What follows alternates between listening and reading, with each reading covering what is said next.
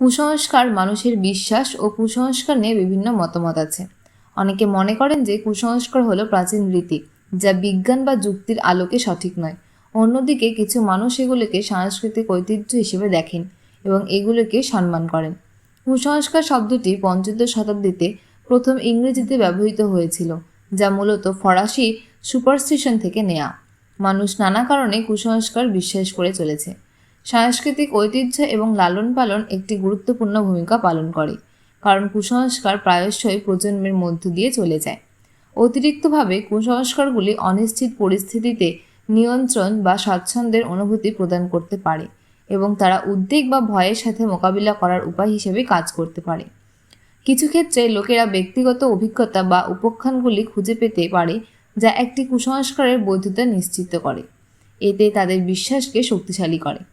কুসংস্কার হলো এমন বিশ্বাস যা যুক্তি বা বৈজ্ঞানিক প্রমাণের উপর ভিত্তি করে নয়। তারা প্রায়শই ভয় বা অজ্ঞতার মূলে থাকে এবং অযৌক্তিক আচরণের দিকে নিয়ে যেতে পারে।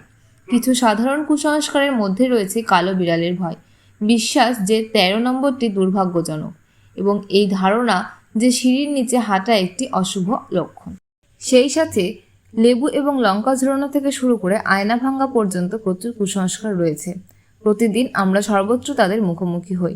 যখন একটি কালো বিড়াল আমাদের পথে প্রবেশ করে, তখন আমরা মূর্তির মতো থেমে যাই এবং অপেক্ষা করি যে অন্য কেউ পথে চলে যাবে। জাতির সম্পর্কে সবচেয়ে ভালো জিনিস হলো যে আমরা তাদের সমর্থন করি, এমনকি যখন আমরা নিশ্চিত যে কিছুই হবে না। কালো বিড়ালগুলি প্রায়শই দুর্ভাগ্যের সাথে যুক্ত থাকে এবং বিশ্বাস করা হয় যে তারা যদি আপনার পথ অতিক্রম করে তবে দুর্ভাগ্য নিয়ে আসে। এই কুসংস্কার মধ্যযুগে ইউরোপে উদ্ভূত হয়েছিল বলে মনে করা হয়, যখন কালো বিড়াল জাদুবিদ্যা এবং মন্দ আত্মার সাথে যুক্ত ছিল। কালো বিড়ালদের ভয় আজও বিরাজমান। অনেক লোক তাদের পশুর আশ্রয় থেকে দত্তক নিতে অস্বীকার করে বা তাদের এড়াতে রাস্তা পার হয়। মানুষের চারপাশের জগতে নিদর্শন খোঁজার স্বাভাবিক প্রবণতা রয়েছে।